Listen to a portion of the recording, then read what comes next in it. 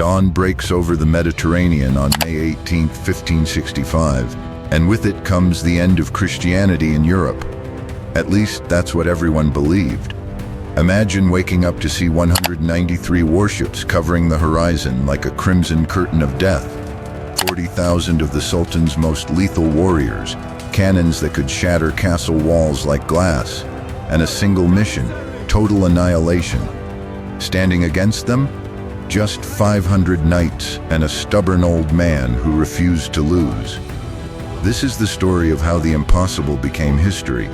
From his stone perch atop Fort San Angelo, Grandmaster Jean de Valette steadied his spyglass and watched the apocalypse arrive in waves of red silk and bronze. The Ottoman Armada wasn't just impressive, it was biblical. Each galley carried 200 souls. The flagship alone weighed 1,200 tons and bristled with 64 guns, each capable of launching 50-pound death balls across half a mile of open water. When 25,000 soldiers began their march inland, the dust cloud could be spotted from 10 miles out. The sheer weight of men and steel actually caused the bay's shallow waters to swell. Valette commanded 500 knights of St. John. 8,000 Maltese militia, against nearly 5-to-1 odds. Every military expert in Europe gave Malta a week, maybe less. But here's the twist nobody saw coming. This wasn't just another conquest for Sultan Suleiman the Magnificent. This was revenge, aged to perfection over 43 years. Decades earlier, a young knight named Valette had led the rear guard during the night's evacuation from Rhodes, holding off Ottoman forces long enough for his brothers to escape with honor intact. Suleiman, barely 28 and hungry to prove himself, had been forced to let them sail away, banners still flying. That memory had burned in the Sultan's mind through 40 years of triumph. Now at 71, Suleiman ruled an empire stretching from Budapest to Baghdad, from Crimea to Cairo. His armies had crushed Hungarian knights at Mox, laid siege to Vienna's gates, and turned the Mediterranean into an Ottoman highway. His siege train alone included 64 bronze monsters, each requiring 12 oxen to haul, capable of vomiting 6,000 rounds per day. Behind Admiral Piali Pasha's naval genius stood General Mustafa Pasha, veteran of a dozen successful sieges, commander of 15,000 elite janissaries who had never tasted defeat. Valette? He had a treasury that could hire maybe 2,000 mercenaries for 3 months. Malta's limestone soil barely fed 20,000 inhabitants and couldn't produce enough grain to outlast a long siege. Water came from rainwater cisterns that enemy action could poison in hours. When Ottoman landing boats struck Malta's southern beaches on May 19th, something began that defied every law of warfare. Valette had spent 43 years transforming this barren rock into Europe's most lethal trap. The Ottomans expected another Rhodes, a swift siege, followed by honorable surrender.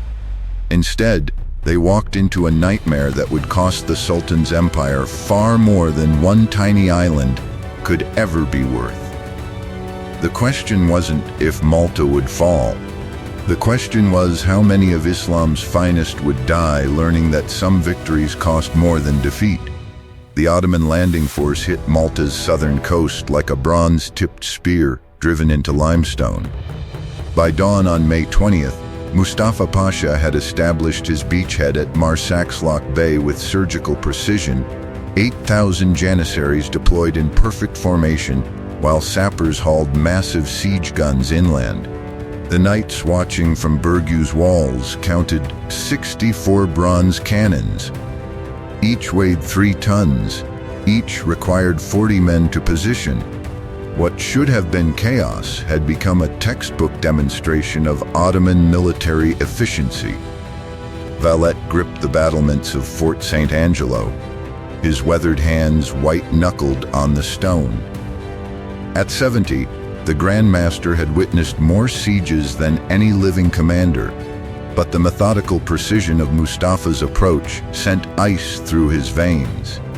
The Ottoman general was systematically establishing artillery positions that would allow him to bombard all three Christian strongholds simultaneously: Birgu, Senglia, and the small fortress of St. Elmo. These three formed a triangle around Grand Harbor, Malta's natural anchorage, where the knight's few remaining galleys sat moored like trapped birds. Then came the decision that would haunt military scholars for centuries. Instead of concentrating his overwhelming firepower on Birgu, the knight's main stronghold, Mustafa chose to begin with St. Elmo. The tiny star fort commanded the entrance to Grand Harbor, with its 8 cannons and garrison of exactly 120 men under Captain Luis de Miranda. Ottoman doctrine demanded securing flanks before advancing. Since St. Elmo's position threatened any ships attempting to enter the harbor, what seemed like sound tactical thinking was actually the first link in a chain that would strangle the Ottoman war machine. Here's what Mustafa's officers couldn't have known about Valet's defensive genius. St. Elmo wasn't meant to be defended indefinitely. The fort's angular bastions and carefully calculated fields of fire had been designed as a killing ground, a place where Ottoman assault troops would die in such numbers that the siege would become economically unsustainable. Every stone had been positioned to channel attacking forces into interlocking zones of crossfire. The approach routes forced enemies to advance uphill across 200 yards of open ground swept by artillery from 3 directions. By May 24th, the Ottoman siege train completed its deadly crescendo. 64 cannons opened fire simultaneously at dawn, their bronze voices echoing across the Mediterranean like thunder trapped in a stone bowl. The mathematical precision was staggering. Each gun could fire 12 rounds per hour, meaning 768 stone balls weighing 50 pounds each crashed into St. Elmo's walls every 60 minutes. The limestone fortifications, 15 feet thick at their base, began to crack and crumble under impacts that struck with the force of modern artillery. Captain Miranda's 120 defenders crouched in the smoking ruins as stone fragments filled the air like deadly snow. The sensory assault was overwhelming. The crash of cannonballs striking stone, the screams of wounded men, the acrid smoke that turned noon into twilight. Yet the fort's angular design was working exactly as Valet had planned. Cannonballs that would have punched clean through traditional round towers struck the angled bastions and deflected harmlessly into the harbor. What should have been a 3-day bombardment stretched into its second week. Then everything changed. As the guns fell silent on June 1st, Ottoman trumpets sounded the advance. 8,000 janissaries emerged from their trenches in perfect formation, their white felt caps bobbing like a deadly sea as they surged toward St. Elmo's shattered walls. These weren't ordinary soldiers. Each janissary had trained for 15 years in weaponcraft, siege warfare, and absolute obedience. They had stormed the walls of Belgrade, Constantinople, and Rhodes. A handful of knights behind crumbling stone barriers should have lasted minutes. The first assault wave hit St. Elmo's breach like a human tsunami. What happened next defied every principle of siege warfare that Mustafa had learned in 30 years of conquest. Instead of overwhelming the tiny garrison through sheer numbers, the janissaries found themselves funneled into a nightmare of crossbow bolts and Greek fire that turned their disciplined advance into a charnel house. By sunset, 400 elite Ottoman troops lay dead in the rubble, for the loss of exactly 12 knights. The mathematics of attrition had suddenly, impossibly, reversed. The siege of St. Elmo entered its 3rd week with the mathematical precision of a death clock. Each dawn brought the same ritual. Ottoman cannons thundered for exactly 4 hours, reducing more limestone to powder. Each afternoon delivered fresh waves of janissaries crashing against the diminishing walls like ocean swells against a crumbling cliff. By June 10th, Captain Miranda's original 120 defenders had been reduced to 80 effective fighters. Yet the tiny fort still flew its white banner with the 8-pointed cross of the Knights of St. John. Mustafa Pasha stood in his command tent, studying casualty reports that made no mathematical sense. His staff had calculated that St. Elmo should have fallen in 5 days maximum. The reality staring back from blood-stained parchment told a different story. 3,000 Ottoman dead against 40 Knight casualties. At this exchange rate, taking the main fortresses of Burgu and Senglea would cost him his entire army. The general who had conquered Belgrade and Damascus found himself trapped in an arithmetic nightmare of his own making. Here's where legend meets brutal reality. Each night, as Ottoman sentries watched St. Elmo's walls, dark shapes moved across Grand Harbor like water spirits. Knights were swimming the 400-yard channel between Burgu and St. Elmo, carrying fresh ammunition and reinforcements to the doomed garrison. The volunteers knew they were swimming toward certain death, yet they came anyway. Fra Roberto de Eboli made the crossing 7 times, each journey laden with Greek fire and crossbow bolts. On his 8th attempt, a Turkish arquebusier found their mark, his body washed ashore at dawn, still clutching a waterproof pouch containing 50 gold coins for the defenders' families. But Valet's genius extended beyond individual heroism. Every night the Grand Master dispatched exactly enough reinforcements to keep St. Elmo fighting, but never enough to significantly strengthen it. The fort had become a deliberate sacrifice, a calculation as cold as winter steel. Each Ottoman soldier who died assaulting those crumbling walls was one fewer man available for the siege of Burgu. Each cannonball expended on limestone rubble was one less round available for the real battle to come. St. Elmo wasn't being defended, it was being weaponized. The psychological warfare escalated beyond conventional siege tactics. On June 15th, after losing 200 Janissaries in a single morning assault, Ottoman commanders ordered something that violated every code of military honor.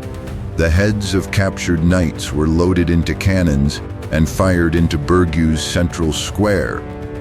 The message was unmistakable. This is the fate awaiting every defender. Surrender now or face systematic butchery. Valet's response arrived the following dawn. Turkish heads, catapulted from St. Elmo's walls, landed in Mustafa's camp with surgical accuracy. The 70-year-old Grandmaster had just declared that 2 could play the game of terror. June 16th dawned with an ominous silence. No cannon fire, no trumpet calls. Ottoman assault troops massed in their trenches like coiled springs. 8,000 men preparing for what everyone knew would be St. Elmo's final hours. Captain Miranda walked the fort's shattered ramparts, counting his effective defenders. 9 knights remained capable of fighting, 9 men against the cream of the Ottoman Empire.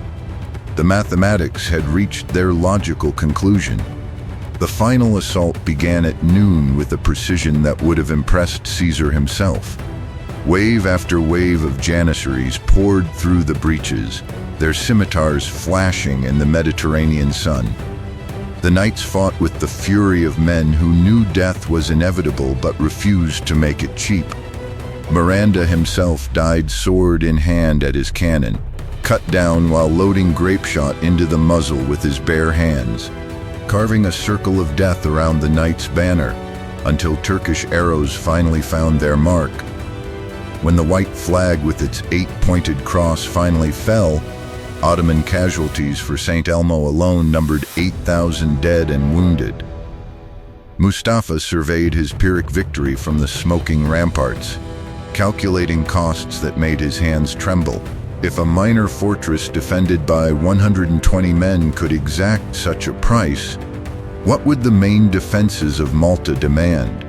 Behind him, across Grand Harbor, the real fortresses of Burgu and Senglea remained untouched, their walls bristling with artillery and their garrisons fresh for battle. The Ottomans had won St. Elmo, but they had lost something far more valuable. They had lost the summer. With St. Elmo finally silenced, Mustafa Pasha turned his artillery toward the real prize. The twin fortresses of Burgu and Senglia commanded Grand Harbor like stone guardians, their limestone bastions rising 80 feet above the water. Between them stretched a floating bridge protected by a massive iron chain, allowing defenders to reinforce each position rapidly. What the Ottomans faced was no longer a single fort, but an interconnected fortress complex designed by the finest military engineers in Europe. Valette had spent the month of St. Elmo's agony, preparing his main defenses for the storm he knew was coming. The bombardment that began on July 15th dwarfed anything Europe had witnessed. 100 Ottoman cannons firing simultaneously created sound waves that shattered windows in Sicily, 60 miles away. The mathematical brutality was staggering. Every minute, 200 stone balls weighing 50 pounds each crashed into the fortress walls with impacts measuring 15 tons per square foot. The limestone dust rose in clouds so thick that noon became twilight, and men fought with scarves wrapped around their faces to breathe. But here's what separated Malta from every other siege in Ottoman history. The knights weren't just enduring the bombardment. They were fighting back with innovations that would revolutionize fortress warfare. Mobile cannon platforms allowed defenders to move their artillery between bastions as sections came under concentrated fire. Underground tunnels connected every major defensive position, enabling rapid redeployment of reserves. Most importantly, Valette had distributed command authority among his knights, ensuring that losing any single position wouldn't collapse the entire defense. August 7th arrived with an ominous silence that made seasoned warriors check their weapons twice. At dawn, Ottoman signal flags fluttered from Mustafa's command post, coordinating the largest assault of the siege. 15,000 men would attack simultaneously from 3 directions. 5,000 Janissaries would storm Burgu's land walls. Another 5,000 would strike Sengla from the south. Meanwhile, 5,000 Turkish Marines would assault the floating bridge from galleys, attempting to sever the connection between the fortresses. The mathematics were overwhelming. Even if the knights fought with superhuman skill, they faced odds of 25-1. The attack began at 6:00 a.m. with a precision that would have impressed Alexander the Great. Ottoman trumpets echoed across the harbor as assault columns advanced in perfect formation, their scimitars catching the morning sun like thousands of deadly mirrors. The sound was overwhelming, 20,000 feet marching in unison, the clash of steel on stone as ladders struck the walls, the roar of defenders shouting orders in 6 different languages. This wasn't just a battle. It was controlled chaos involving more men than most European cities contained. Then, everything accelerated beyond human comprehension. Janissaries reached Burgu's walls and began scaling ladders while their comrades poured Greek fire into the breach created by weeks of bombardment. Turkish Marines swarmed aboard the bridge galleys, their boarding axes sparking against knight steel in hand-to-hand combat that left no room for retreat. At the same moment, assault troops struck Senglia's southern bastion, their war cries echoing off limestone walls as defenders poured boiling oil from the ramparts above. What happened next defied military logic. Jean de Valette, 70 years old and supposedly too frail for combat, appeared personally at Burgu's most threatened breach. The Grandmaster fought with a two-handed sword, his white hair streaming as he cut down Janissaries, who had never imagined facing their enemy's supreme commander in single combat. His appearance electrified the defense. Knights who had been falling back suddenly surged forward. Maltese militia who had been wavering picked up dropped weapons and rejoined the fight. The tide turned in 17 minutes. Ottoman assault troops, expecting to face demoralized defenders, instead encountered resistance that grew stronger under pressure. The floating bridge held despite losing half its defenders. Sanglia's walls remained intact despite concentrated bombardment. Most impossibly, Birgu's breach became a killing ground where Turkish elite died faster than reinforcements could replace them. By noon, 3,000 Ottoman dead carpeted the approaches to the fortresses. Night casualties numbered fewer than 200. But the real shock came when Mustafa tallied his losses that evening. The assault had cost him 15% of his entire army in 6 hours. At this exchange rate, taking Malta would require losses that would cripple Ottoman military power for a generation. Standing in his tent, surrounded by casualty reports, the general who had conquered half of Europe made a calculation that would echo through history. He could take Malta, but the price would destroy the very empire the victory was meant to serve. The question was no longer whether the fortresses would fall. The question was whether Suleiman's army would survive taking them. As the September 8th sun reached its zenith, the impossible had become reality. The relief fleet of Don Garca de Toledo stretched across the northern horizon like a constellation of salvation. 28 galleys carrying 8,000 fresh Spanish and Italian troops toward Malta's smoking shores. From the ramparts of Birgu, Jean de Valette watched through his brass spyglass as the Ottoman army that had terrorized Europe for 4 months began its final frantic preparations. Mustafa Pasha faced the nightmare scenario that had haunted his dreams since St. Elmo fell. His siege army, reduced to 25,000 exhausted men after months of grinding attrition, now found itself caught between the anvil of Malta's fortresses and the hammer of Spanish steel approaching from the sea. The timing was impossibly perfect, as if choreographed by divine providence. Don Garca's landing boats hit the beaches at Melia Bay precisely as Valette ordered his final gamble.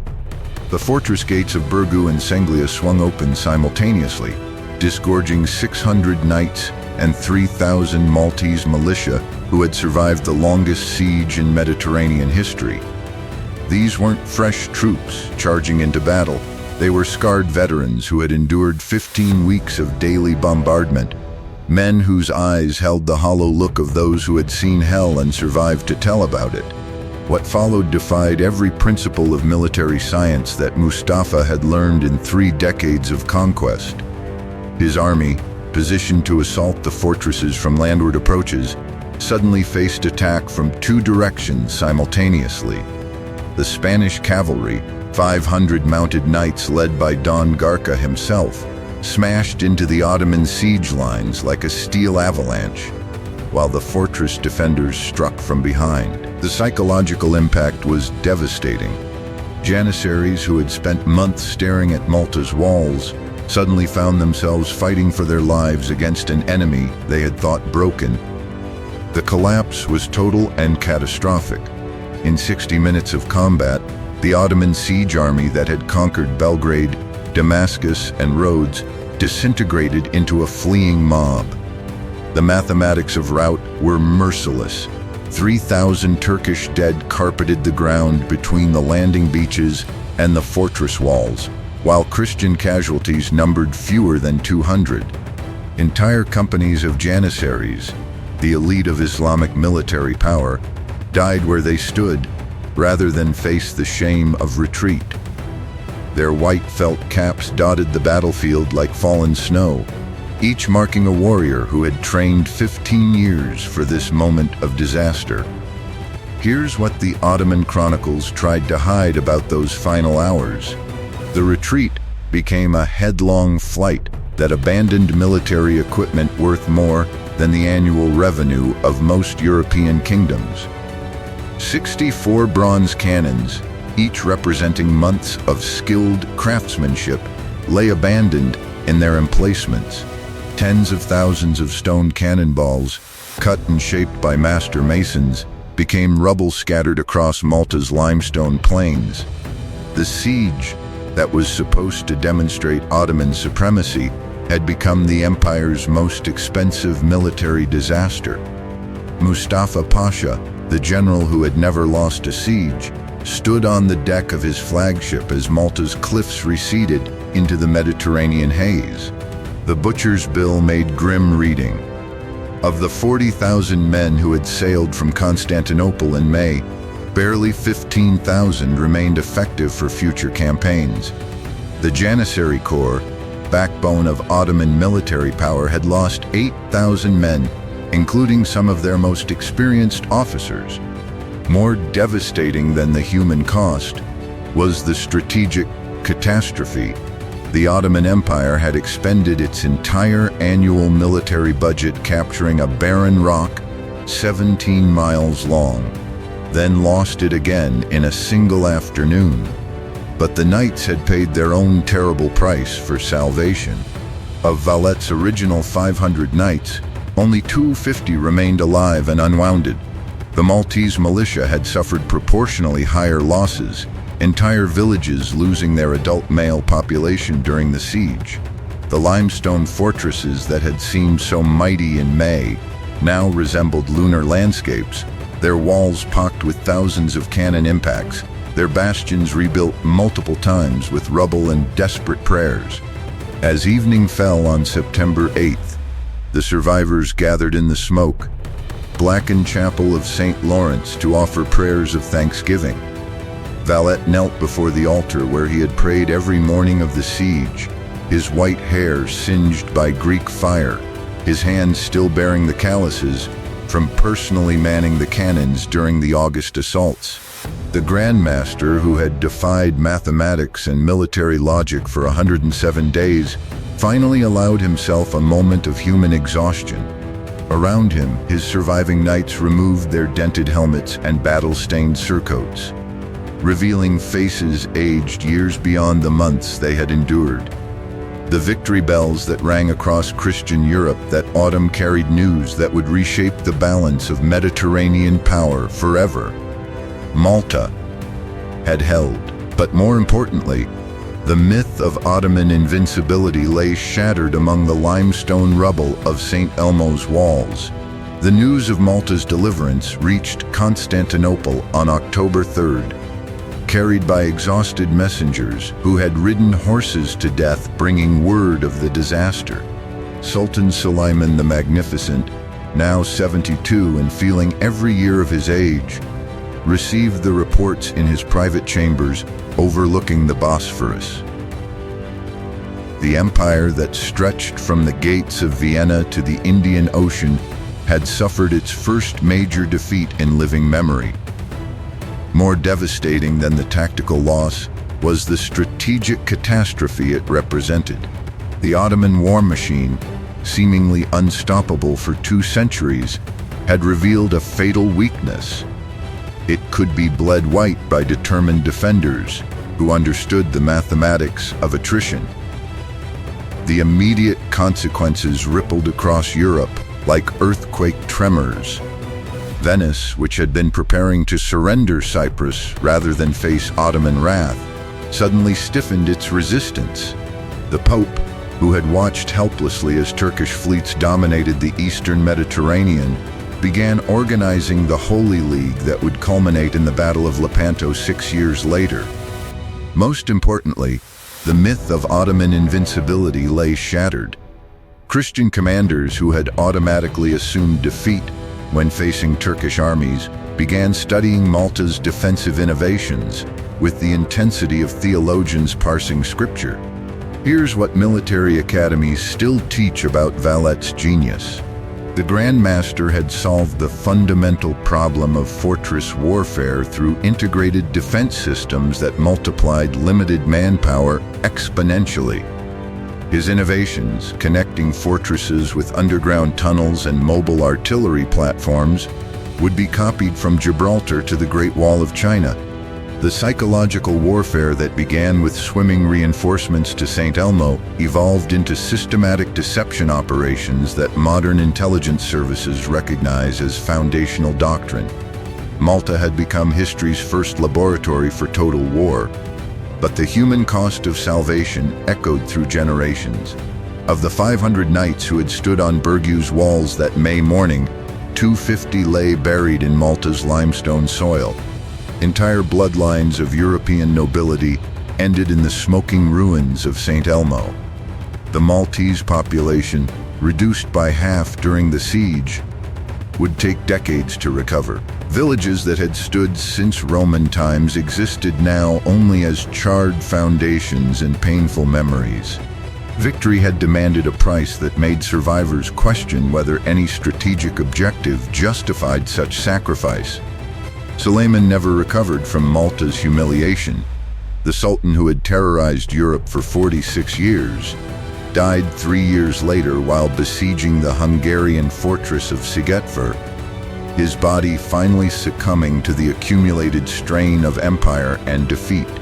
His successors would launch increasingly desperate campaigns to restore Ottoman prestige, but the empire's golden age of conquest had ended in Malta's limestone dust. The tide of Islamic expansion that had swept across the Mediterranean for 3 centuries broke forever against Valet's walls. The irony that haunts military historians is how Malta's defenders achieved immortality through mathematics they never intended. Valet had calculated that sacrificing St. Elmo would bleed the Ottoman army beyond recovery. The Grand Master never imagined that his strategic patience would inspire Christian resistance from Lepanto to the gates of Vienna. The knights who swam across Grand Harbor carrying ammunition to doomed comrades couldn't have known their individual courage would echo through centuries of military doctrine. They simply did their duty under impossible circumstances. Modern warfare still grapples with Malta's central lesson about the relationship between tactical brilliance and strategic patience. The fortress that seemed weakest, St. Elmo, became the weapon that destroyed an empire's military reputation. The old man who appeared too frail for combat, Jean de Valet, demonstrated leadership principles that military academies teach to this day.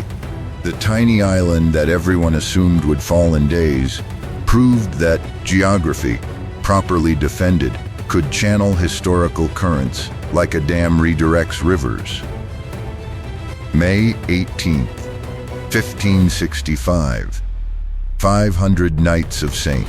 John faced 40,000 Ottoman warriors in a confrontation that should have ended European Christianity. When the guns fell silent 4 months later, those same 500 defenders had not merely survived. They had achieved something far more dangerous to their enemies. They had proven that overwhelming force could be defeated by superior will, innovative tactics, and the kind of disciplined courage that transforms ordinary men into legends. The mathematics of Malta revealed a truth that empires ignore at their peril. Sometimes the greatest victories belong not to those who count their soldiers, but to those who make every soldier count.